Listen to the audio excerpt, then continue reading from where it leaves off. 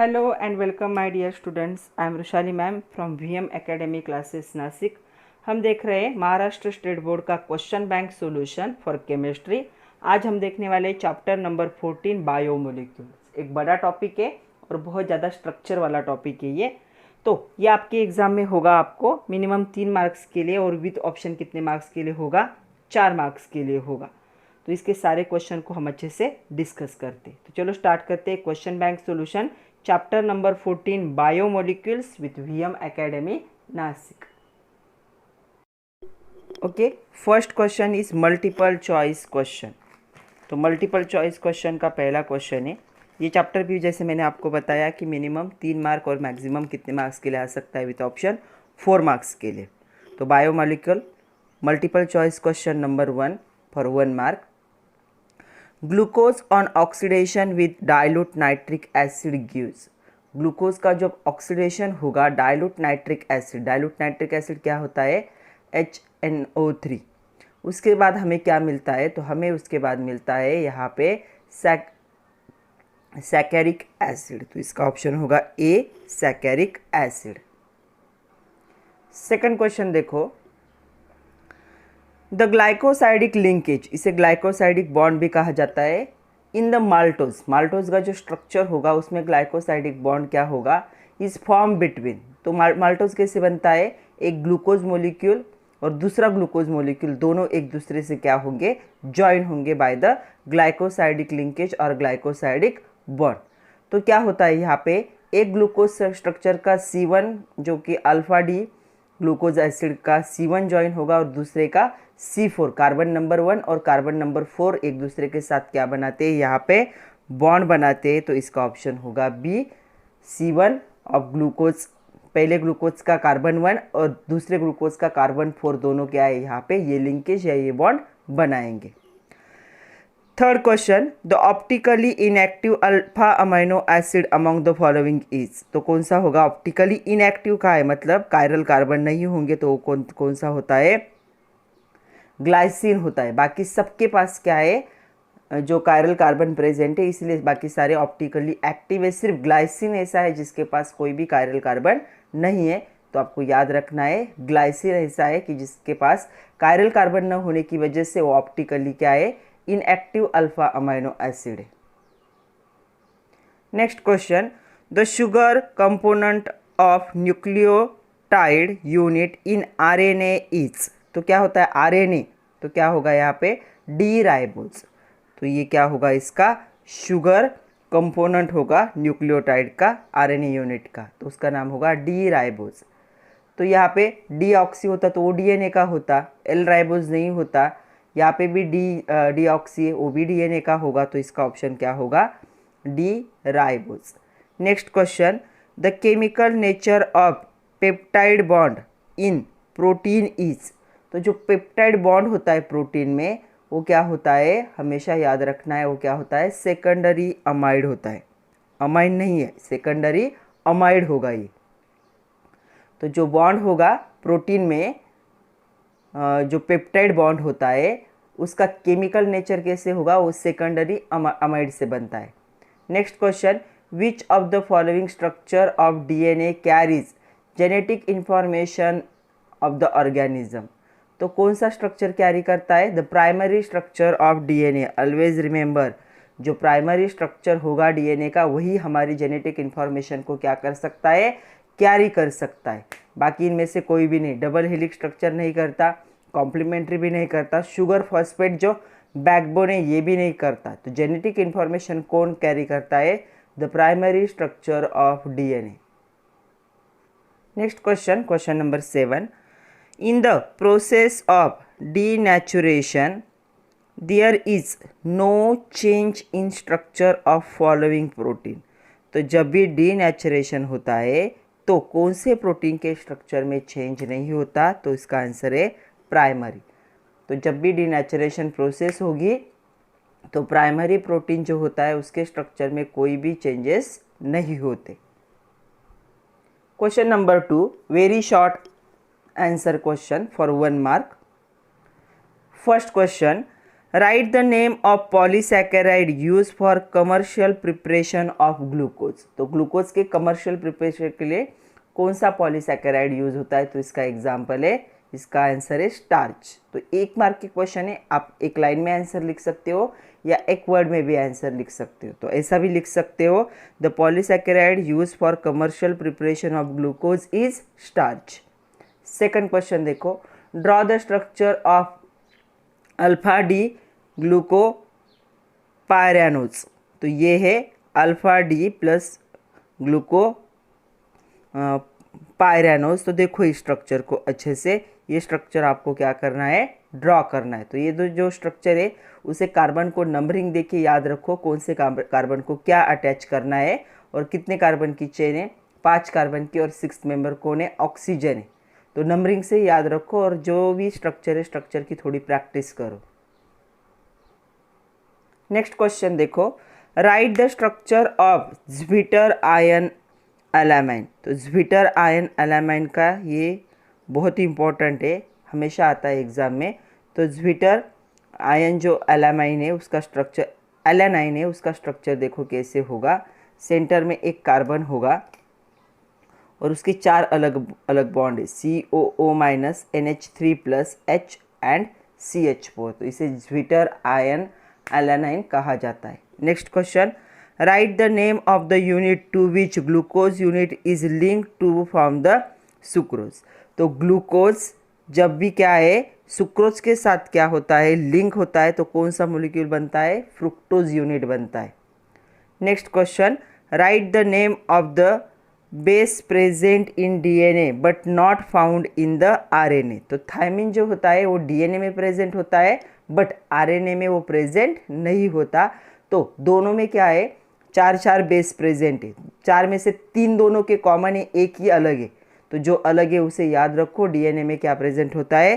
Thiamine present होता है, जो RNA में नहीं होता, एब्सेंट होता है RNA में, उसकी जगह दूसरा होगा। Next question, write the number of chiral carbon atom present in fructose. तो फ्रुक्टोज का स्ट्रक्चर ड्रॉ करो और कायरल कार्बन कितने होंगे? 4 कायरल कार्बन होंगे फ्रुक्टोज के स्ट्रक्चर में। तो आपको आंसर लिखना है 4 chiral carbon in fructose structure. तो जो 2-3 स्ट्रक्चर है हमारे सिलेबस में, उन सब के कायरल कार्बन को अच्छे से देख लो। उसके बाद देखो, sugar present in DNA is. तो क्या होती है? D2 deoxyribose. तो MCQ में क्वेश्चन था RNA का, यहाँ पे DNA। तो आंसर है इसका D2 डीऑक्सीराइबोज। ये क्या है? शुगर है जो DNA में क्या होती है? प्रेजेंट होती है। Next question, complete the following reaction. तो रिएक्शन क्या है देखो, NH2CH2COOH plus NH2CH2COOH minus H2O। तो इसमें से जब H2O निकालोगे इस दोनों में से, तो क्या हो जाएगा? यहाँ पे देखो, तो यहाँ पे बन जाएगा ये डाइपेप्टाइड बन जाएगा। तो डाइपेप्टाइड क्या होगा? ये चेन क्या होगी? एक दूसरे से अटैच होगी। तो यहाँ पे H2O कहाँ से रिमूव होगा?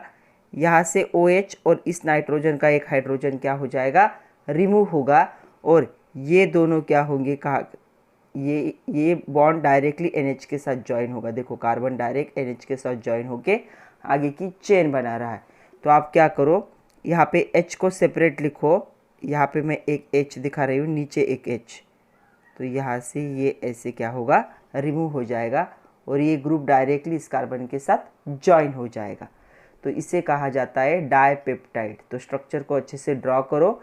वैसे रिएक्टेंट के स्ट्रक्चर ही रिपीट हो रहे हैं, सिर्फ बीच में H2O को क्या करना है? रिमूव करना है। COOH का OH और NH2 का हाइड्रोजन ऐसे क्या हो जाएंगे? रिमूव होंगे।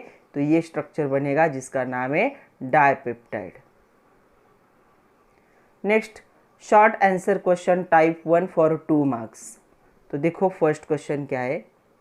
Question number 1, explain preparation of glucose from sucrose. Sucrose से ग्लूकोज का प्रिपरेशन हमें क्या करना है? एक्सप्लेन करना है। तो देखो, preparation of glucose from sucrose, sucrose is hydrolyse by warming with dilute hydrochloric acid और sulphuric acid for about 2 hours. तो क्या करना है?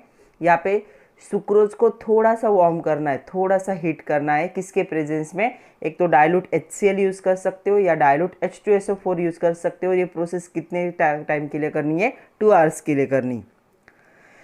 This hydrolysis convert sucrose into mixture of glucose and fructose. ये 2 घंटे का जो स्लोली हीटिंग होगा ये क्या करेगा? सुक्रोज को ग्लूकोज और फ्रुक्टोज में क्या कर देगा? कन्वर्ट कर देगा। Glucose is separated from fructose by adding ethanol during the cooling. जब आप कूल करोगे इस स्ट्रक्चर को, थोड़ा सा वार्म किया है ना, जब कूल करोगे तो यहाँ पे ये जो आप क्या ऐड करोगे? इथेनॉल ऐड करोगे, तो ग्लूकोज से फ्रुक्टोज क्या हो जाएगा? सेपरेट होगा। इथेनॉल ऐड करके कूल करोगे तो फ्रुक्टोज और ग्लूकोज दोनों अलग अलग है, तो दोनों क्या हो जाएंगे? सेपरेट हो जाएंगे। Glucose being most insoluble in alcohol, तो यहाँ पे जो इथेनॉल आपने ऐड किया वो अल्कोहल है जिसमें फ्रुक्टोज डिजोल्व होता है, लेकिन ग्लूकोज उसमें डिजोल्व नहीं होता क्योंकि ग्लूकोज अल्कोहल में इनसोल्यूबल है, इसलिए वो क्रिस्टलाइज आउट फर्स्ट, वो क्रिस्टल के फॉर्म में क्या होता है? कन्वर्ट होता है। जैसे इथेनॉल ऐड करके कूल करोगे and the solution is filter, solution को फिल्टर करोगे तो क्रिस्टल किसके होंगे? ग्लूकोज के होंगे, और फिल्ट्रेट मतलब जो लिक्विड है वो कौन होगा? फ्रुक्टोज होगा। तो इसे जब फिल्टर करोगे तो आपको ग्लूकोज के क्रिस्टल मिलते हैं। इस रिएक्शन को ऐसे दिखाया जाता है C12H22O11, ये सुक्रोज था। वाटर के साथ क्या किया इसका? यहाँ पे हाइड्रोलिसिस किया, H+ थोड़ा सा हीट किया, तो यहाँ पे ग्लूकोज फ्रुक्टोज। तो दोनों को आपको लग रहा होगा कि दोनों का स्ट्रक्चर अलग है, सॉरी मोलिकुलर फार्मूला सेम है, बट इनका स्ट्रक्चर क्या है? अलग है। ग्लूकोज इसमें से अल्कोहल इनसोल्यूबल है और फ्रुक्टोज अल्कोहल में डिजोल्व होता है, तो इसी का फ़ायदा लेके दोनों को हम क्या कर सकते हैं? सेपरेट कर सकते हैं। तो आपको 2 मार्क के लिए इतने पॉइंट और ये रिएक्शन लिखनी है। नेक्स्ट क्वेश्चन देखो, right chemical reaction for the following conversion. 2 conversion दिए, केमिकल रिएक्शन लिखनी। पहला है ग्लूकोज इंटू ग्लूकोजाइम और दूसरा है ग्लूकोज इंटू ग्लूकोनिक एसिड। तो देखो चलो, glucose form glucoxime by reaction with hydroxylamine. तो देखो यहाँ पे ग्लूकोज का स्ट्रक्चर CHOH 4 टाइम होगा सेंटर में, CHO एंड C2OH। इसकी रिएक्शन NH2OH के साथ करोगे तो ऑक्साइम बनेगा और यहाँ पे H2O क्या हो जाएगा? सेपरेट होगा। ओके, इसी को क्या है? ग्लूकोक्साइम कहा जाता है। तो ये स्ट्रक्चर यहाँ पे फॉर्म होगा, मतलब ऊपर जो अल्डिहाइड ग्रुप था उस अल्डिहाइड ग्रुप में कौन ऐड हो जाएगा? NOH क्या हो जाएगा? ऐड हो जाएगा। सेकंड देखो, glucose get oxidize to 6 carbon mono carbolic acid called as the gluconic acid. तो यहाँ पे क्या है? ग्लूकोनिक एसिड क्या होगा? फॉर्म होगा। Reaction with bromine water with a mild oxidizing agent. तो ये रिएक्शन ब्रोमीन वाटर के साथ और माइल्ड ऑक्सीडाइजिंग एजेंट के साथ होती है, इसलिए यहाँ पे देखो नेसेंट ऑक्सीजन यूज़ किया है फॉर ऑक्सीडेशन पर्पस। तो यहाँ पे ग्लूकोज क्या हो जाएगा? ग्लूकोनिक एसिड में कन्वर्ट हो जाएगा। तो देखो ऊपर कौन सा ग्रुप था? ये अल्डिहाइड था, ये कौन से इसमें कन्वर्ट हो जाएगा? Carboxylic acid. तो इतना ही चेंज होगा। तो ग्लूकोज ग्लूकोनिक एसिड में क्या हो गया? कन्वर्ट हो गया। Next question, define peptide bond, write type of protein depending upon molecular shape. तो देखो, the bond that connect alpha amino acid to each other is called as the peptide bond. तो जो अल्फा अमाइनो एसिड को एक दूसरे के साथ join करता है वो क्या होता है? पेप्टाइड बॉन्ड होता है। Okay, based on the molecular shape of the protein they are classified into globular and fibrous protein. आगे हमें देखना है। तो ग्लोबुलर और फाइब्रस ऐसे 2 प्रोटीन में ये डिवाइड होता है पेप्टाइड बॉन्ड। किस पे डिपेंड होगा? ये मोलिक्यूल का शेप जो होता है प्रोटीन का, उस पे ये बेस होता है। Next question, define following terms, nucleotide nucleoside. सिर्फ एक वर्ड का फर्क है देखो, लेकिन दोनों अलग अलग है। तो क्या है? न्यूक्लियोटाइड देखते हैं, the repeating monomer in unbranched polymer of nucleic acid are called as the nucleotide. तो एक रिपीटेटिंग यूनिट होगा, जब भी कोई पॉलीमर बनता है, लॉन्ग चेन कंपाउंड बनता है, तो उसका एक रिपीटेटिंग यूनिट होता है जिसे मोनोमर कहा जाता है। तो जो अनब्रांच पॉलीमर होते हैं न्यूक्लिक एसिड के, जिनकी कोई ब्रांच नहीं होती है, उनका जो रिपीटेटिंग यूनिट होगा उसे क्या कहा जाएगा, न्यूक्लियोटाइड कहा जाएगा। न्यूक्लियोसाइड क्या होता है फिर, the unit form by joining the anomeric carbon of the fructose, furanose मतलब sugar, with the nitrogen of a base is called as the nucleoside। तो ऐसा यूनिट जो ज्वाइन करेगा किसे, एनोमेरिक कार्बन को किसके साथ, शुगर के साथ, मतलब शुगर के एनोमेरिक कार्बन को किसके साथ, नाइट्रोजन बेस के साथ जो ज्वाइन करता है उसे क्या कहा जाएगा, उस यूनिट को उसे कहा जाएगा न्यूक्लियोसाइड। तो दोनों की डेफिनेशन लर्न करो, एक एक मार्क के लिए आ सकते। नेक्स्ट क्वेश्चन देखो, explain denaturation of protein। Denaturation is the process by which molecular shape of protein changes without breaking amide or peptide bond that form a primary structure। तो यहाँ पे क्या होता है, जो प्रोटीन्स होते हैं उन प्रोटीन के मोलिक्यूल के शेप में क्या होते हैं, चेंजेस होते हैं। लेकिन कैसे चेंजेस होंगे, ऐसे चेंजेस जहाँ पे जो अमाइड या पेप्टाइड बॉन्ड है वो कभी भी ब्रेक नहीं होगा, कहाँ पे, प्राइमरी स्ट्रक्चर के। इस प्रोसेस को क्या कहा जाता है, डीनेचुरेशन कहा जाता है।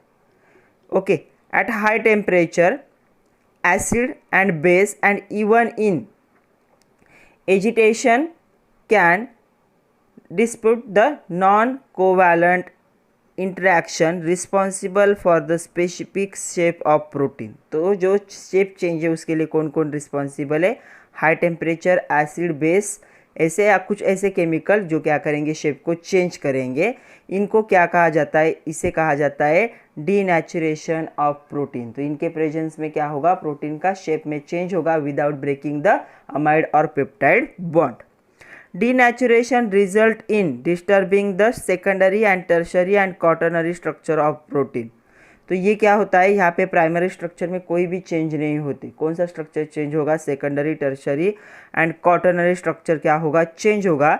This cause change in the properties of protein and biological activity is often lost. तो क्या है, ये जो चेंज है इसके वजह से जो प्रॉपर्टीज़ है प्रोटीन की वो चेंज हो जाएगी और बायोलॉजिकल एक्टिविटी उसकी क्या हो जाती है, लॉस्ट हो जाती है। तो इसे कहा जाता है denaturation of the protein. Next question, define enzyme, write industrial applications of the enzyme catalysis.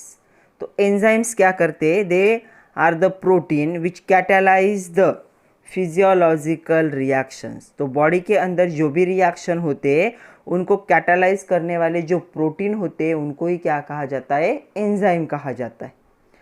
तो यहाँ पे हमें इंडस्ट्रियल एप्लीकेशन लिखने एंजाइम कैटालिसिस के। तो देखो, पहला है conversion of glucose to sweet tasting fructose using glucose isomer. तो ग्लूकोज को स्वीट टेस्ट वाले फ्रुक्टोज में कन्वर्ट करने के लिए कौन सा यहाँ पे एंजाइम यूज़ होता है, ग्लूकोज आइसोमरेज।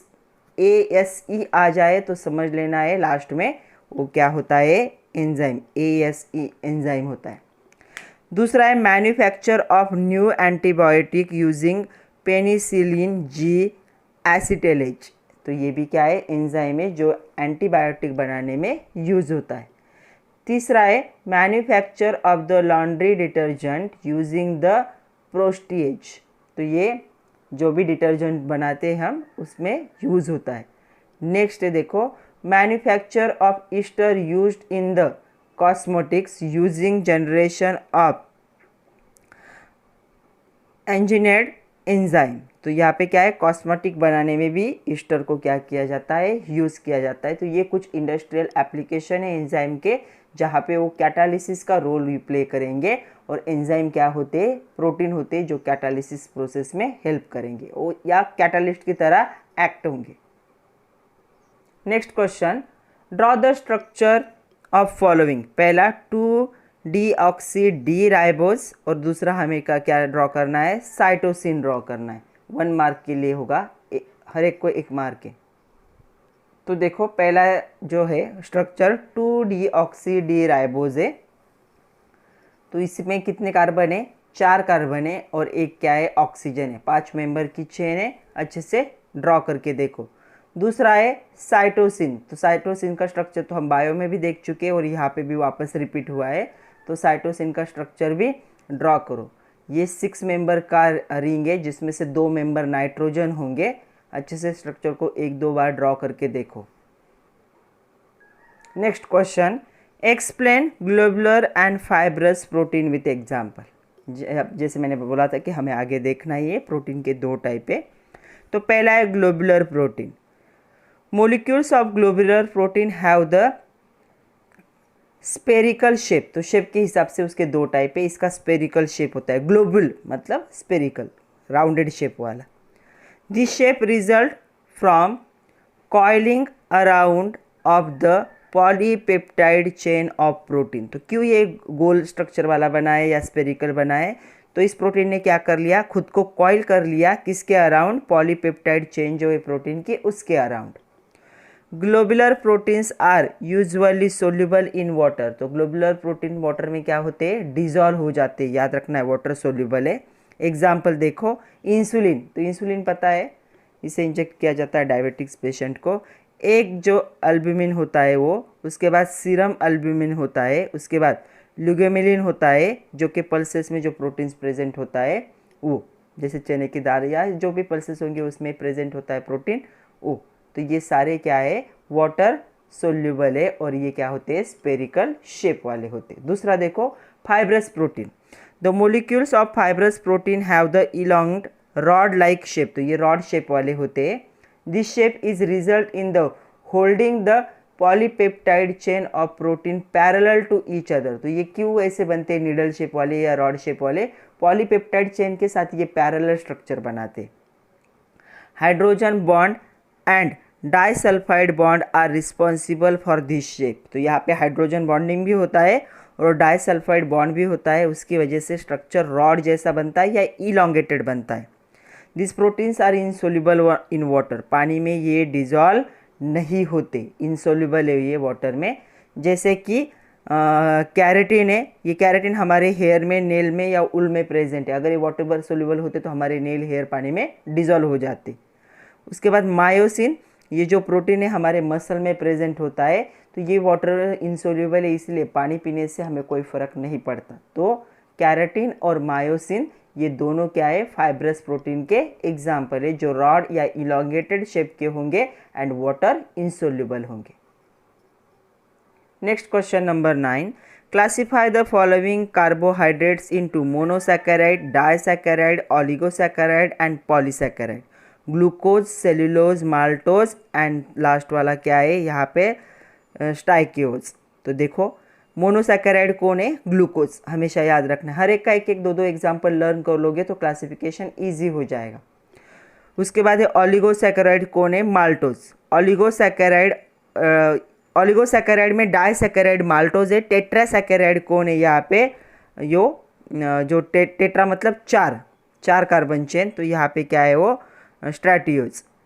एंड पॉलीगोसैकेराइड कौन होगा यहाँ पे, cellulose. Next question, short answer question type 2, 3 marks के लिए। See the first question, explain the classification of carbohydrate with example.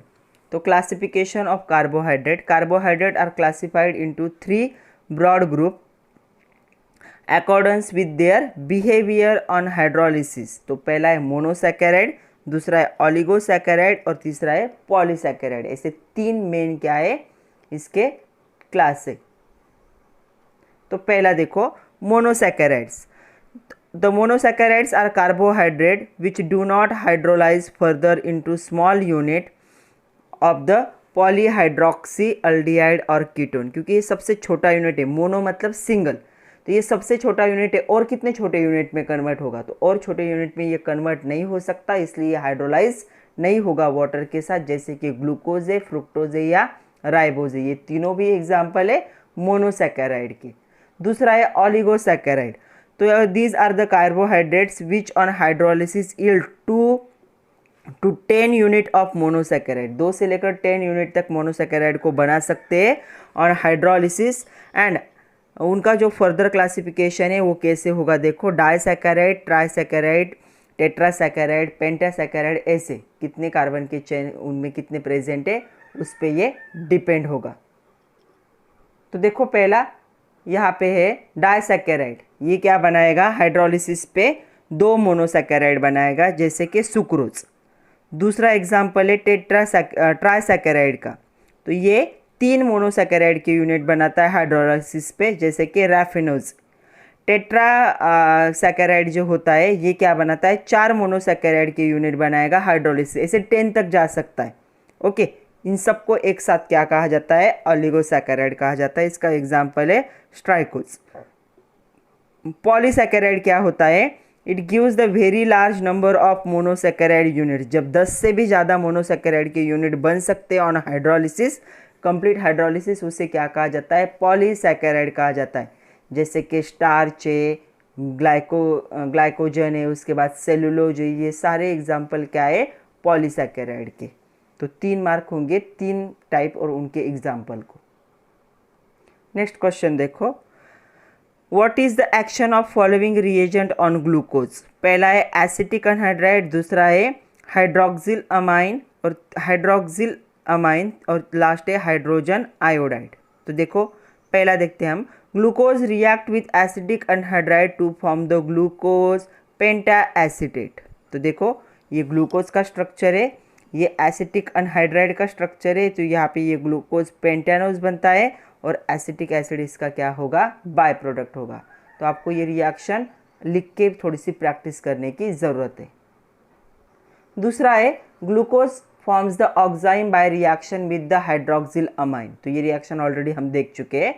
तो यहाँ पे क्या होगा, ग्लूकोज NH2OH के साथ रिएक्ट होगा, तो यहाँ पे ये ग्रुप अटैच होगा जिसे ऑक्साइम कहा जाता है, और वाटर क्या होगा, बाय प्रोडक्ट। थर्ड देखो, glucose gives hexane on the prolong heating with the hydrogen halide. Hydrogen iodide क्या होता है, HI होता है। तो ग्लूकोज को इसके साथ बहुत देर तक अगर हीट करोगे तो हमें क्या मिलता है, N-हेक्सेन मिलेगा, मतलब नॉर्मल चेन वाला हेक्सेन जिसमें 6 कार्बन के क्या होंगे, एटम प्रेजेंट होंगे। Next question, define the carbohydrates, draw the Haworth projection structure for the following. पहला अल्फा डी माइनस फ्रुक्टो फ्यूरानोस और दूसरा माल्टोस। तो देखो यहाँ पे हम देखते हैं कार्बोहाइड्रेट्स क्या होते हैं। Carbohydrates are the polyhydroxyaldehydes and ketones or compounds which gives rise as such a unit on hydrolysis। तो ऐसे कंपाउंड जो क्या है, एक तो अल्डिहाइड कीटोन या दोनों को भी बनाते हैं हाइड्रोलिसिस पे, उसे क्या कहा जाता है, कार्बोहाइड्रेट्स कहा जाता है। तो पहला स्ट्रक्चर देखो, हावर्थ प्रोजेक्शन स्ट्रक्चर पहला है यहाँ पे फ्रुक्टोफ्यूरानोस का। तो इस स्ट्रक्चर को देख लो, 5 कार्बन होंगे, 6 मेंबर को 4 कार्बन होंगे, 6 मेंबर कौन होगा, रिंग का ऑक्सीजन। तो नंबरिंग करके याद रखो कौन से कार्बन को क्या ऐड करना है। तो 2-4 स्ट्रक्चर है क्वेश्चन बैंक में, उतने अच्छे से लर्न कर लो, 2-3 बार ड्रॉ करके देखो। सेकंड स्ट्रक्चर आपको hot projection formula of the maltose. तो माल्टोज में क्या होता है, दोनों भी ग्लूकोज की यूनिट होते हैं माल्टोज में। तो देखो पहले क्वेश्चन का आंसर यहाँ पे पता चलेगा आपको, C1 और C4, पहला MCQ जो था इसका। तो पहले ग्लूकोज का C1 और दूसरे ग्लूकोज का C4 क्या करते हैं, ये ग्लाइकोसाइडिक बॉन्ड या ग्लाइकोसाइडिक लिंकेज को बनाते। तो इसे भी अच्छे से ड्रॉ करो। दोनों भी स्ट्रक्चर क्या है, सेम ही है। ये जो दोनों स्ट्रक्चर है ग्लूकोज के वो सेम है, क्योंकि 2 ग्लूकोज के यूनिट एक दूसरे के साथ ज्वाइन हो रहे हैं, सिर्फ उनका प्रोजेक्शन क्या है, अलग अलग है। तो अच्छे से ड्रॉ करके देखो, ये एग्जाम में आएगा 1 मार्क के लिए। Next question, explain D and L configuration in sugar, write a chemical reaction to convert glucose into glucosinoglycerine। तो D and L configuration क्या होता है, तो यहाँ पे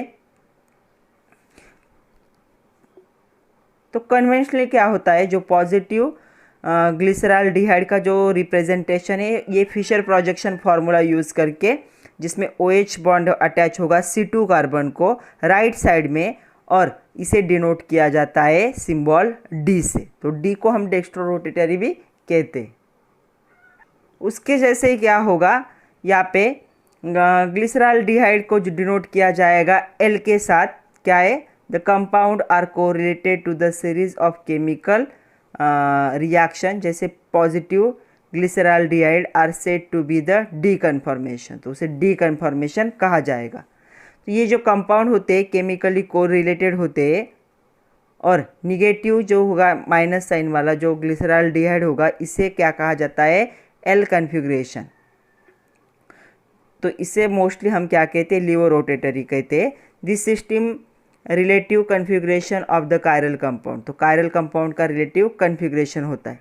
तो यहाँ पे मोनोसैकेराइड जो होते हैं ये क्या होते हैं, असाइन होते हैं डी एल कन्फिग्रेशन में on the basis of conformation of the lower carbon in the Fischer projection formula. तो फिशर प्रोजेक्शन फार्मूला में इनका लोअर कार्बन का जो प्रोजेक्शन है उसके हिसाब से इनको डी एल ऐसे डोनेट किया जाता है।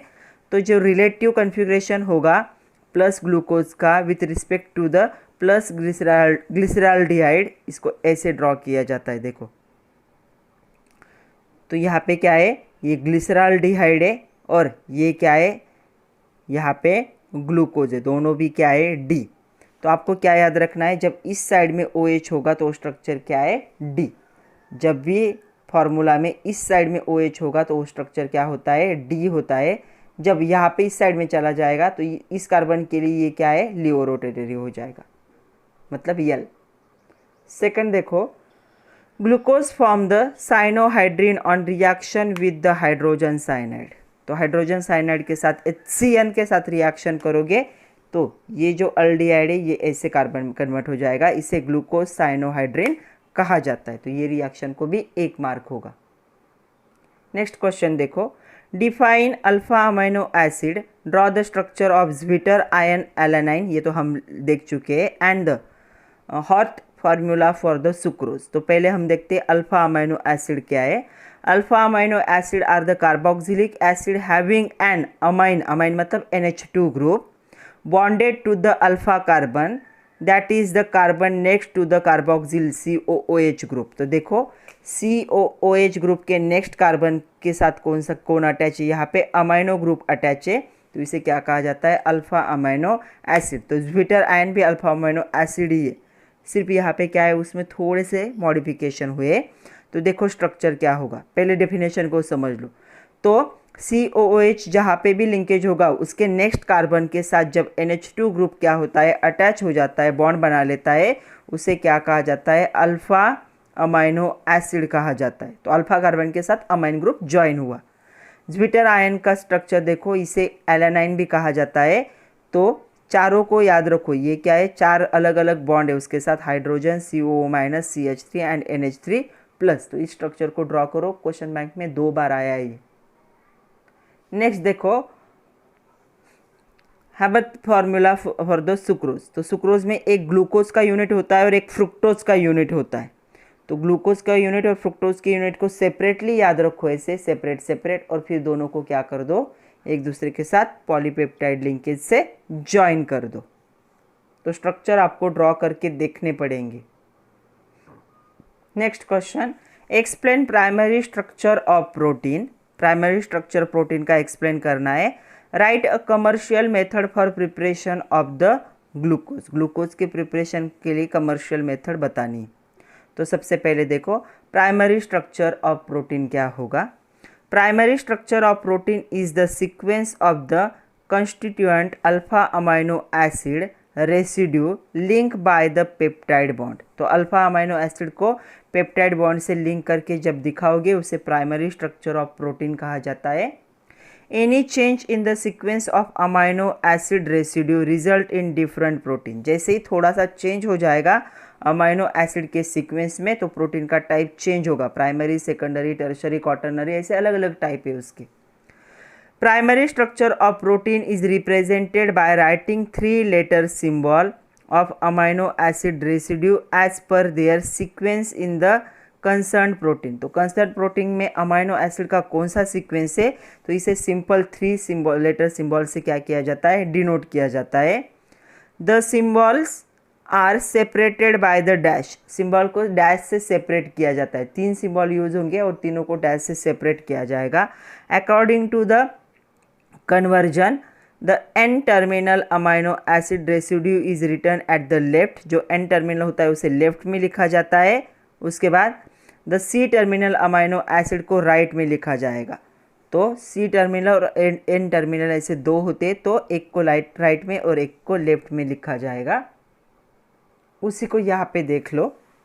तो देखो ये हो गया एन टर्मिनल, ये हो गया सी टर्मिनल। ये क्या है, स्ट्रक्चरल फॉर्मूला है प्रोटीन का। प्रोटीन बहुत बड़ा यूनिट होता है।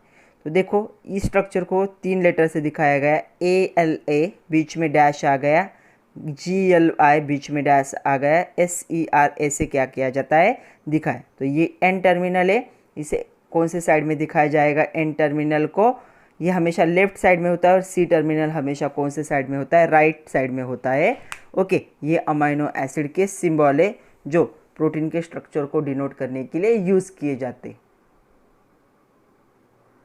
Next, commercial method for preparation of glucose. Commercially glucose is obtain bye hydrolysis of starch by boiling with it with dilute sulfuric acid at 393 kelvin under 2 to 3 atmospheric pressure. तो देखो starch है C6H10O5 n number of times, क्योंकि हमें long chain compound बनाना है। इसका hydrolysis न होगा n number of water के साथ in presence of hydrogen 393 kelvin and 2 to 3 atmospheric pressure. तो यहाँ पे हमें क्या मिलेगा, लॉन्ग चेन ग्लूकोज क्या होगा, फॉर्म होगा। Next, long answer question for 4 marks. First question, define carbohydrates, give the classification of carbohydrates with example. Classification भी रिपीट हुआ है। तो देखो कार्बोहाइड्रेट्स क्या होते, ये होते पॉलीहाइड्रोक्सी अल्डिहाइड और कीटोन और compound which gives rise a such unit on hydrolysis.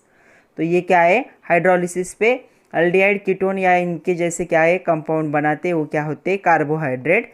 Classification of carbohydrate, तो इनका जो बिहेवियर है हाइड्रोलिसिस के, मतलब वाटर के साथ रिएक्शन होके जो बिहेवियर है, इसके हिसाब से इनके 3 टाइप है, monosaccharide, oligosaccharide and polysaccharide. Already हम एक्सप्लेन कर चुके हैं, एक बार फिर से देख लो। Monosaccharides are the carbohydrates which do not hydrolyse further. सबसे छोटा यूनिट है, पानी ऐड करोगे तो और छोटे यूनिट में कन्वर्ट नहीं हो सकता। ओके, तो छोटे यूनिट में ये कन्वर्ट नहीं होगा, तो ये सबसे छोटा है। मोनो मतलब सिंगल, तो ग्लूकोज, फ्रुक्टोज, राइबोज इसका एग्जाम्पल है। ऑलिगोसैकेराइड, ऑलिगोसैकेराइड कितने होते हैं, 2 से लेकर 10 मेंबर तक होते हैं, इसीलिए इनको ऑलिगो कहा जाता है। तो ये क्या करेंगे, 2 से लेकर 10 मेंबर तक मोनोसैकेराइड बनाएंगे जब वाटर के साथ इनकी क्या होगी, रिएक्शन होगी, जिससे हाइड्रोलिसिस कहा जाता है।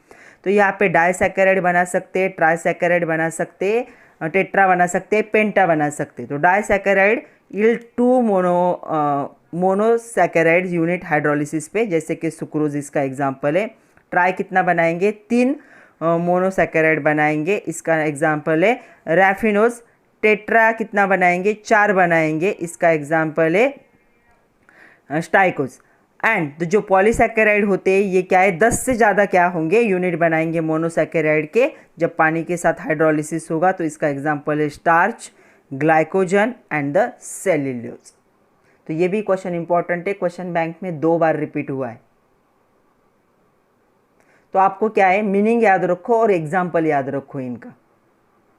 Next question, what is monosaccharide, how is glucose prepared on commercial scale, draw the structure of pyran. तो पहले monosaccharide are the carbohydrates which do not hydrolyse further into small unit of polyhydroxy aldehyde और ketone. ये सबसे छोटा unit है, इसलिए water के साथ रिएक्शन होकर और छोटे यूनिट में कन्वर्ट नहीं हो सकता। उसका सेकंड पॉइंट देखो, preparation of glucose from starch. तो ग्लूकोज जो है कमर्शियली ऑब्टेन होता है फ्रॉम स्टार्च, ये भी रिएक्शन हम देख चुके हैं। On hydrolysis of the starch by boiling it with dilute sulphuric acid at 393 kelvin under 2 to 3 atmospheric pressure. तो ये क्वेश्चन भी क्वेश्चन बैंक में 2 बार रिपीट हुआ है, मतलब ये भी क्या है, एक इंपॉर्टेंट क्वेश्चन है। C6H10O5 ये क्या है, स्टार्च है, हमें लॉन्ग चेन कंपाउंड बनाना है, इसलिए n नंबर ऑफ टाइम हम यूज़ करेंगे। उसकी रिएक्शन वाटर के साथ करेंगे, 393 केल्विन क्या होगा टेम्परेचर, 2 to 3 एटमॉस्फेयर प्रेशर। तो यहाँ पे हमें ग्लूकोज मिलेगा C6H12O6 जो कि एक लॉन्ग चेन होगी। उसके बाद देखो स्ट्रक्चर ऑफ पायरेन। पायरेन का स्ट्रक्चर देखो, 6 मेंबर का ये रिंग है और इनमें 6 मेंबर में से एक रिंग कौन है? ऑक्सीजन है। और ऑक्सीजन के दोनों साइड में क्या है? इक्विवेलेंट पोजीशन पे डबल बॉन्ड लगाने हैं आपको, तो ये बन जाएगा पायरेन। तो ये पायरेन का स्ट्रक्चर है। तो ये जो क्वेश्चन बैंक है बच्चों, इसमें इतने ही क्वेश्चन थे। इस चैप्टर में बहुत ज़्यादा स्ट्रक्चर है, थोड़ी सी स्ट्रक्चर की प्रैक्टिस करो। क्वेश्चन बैंक के साथ एक्सरसाइज के क्वेश्चन भी अच्छे से करोगे तो अच्छे मार्क्स मिलेंगे। So all the best and thank you very much my dear students.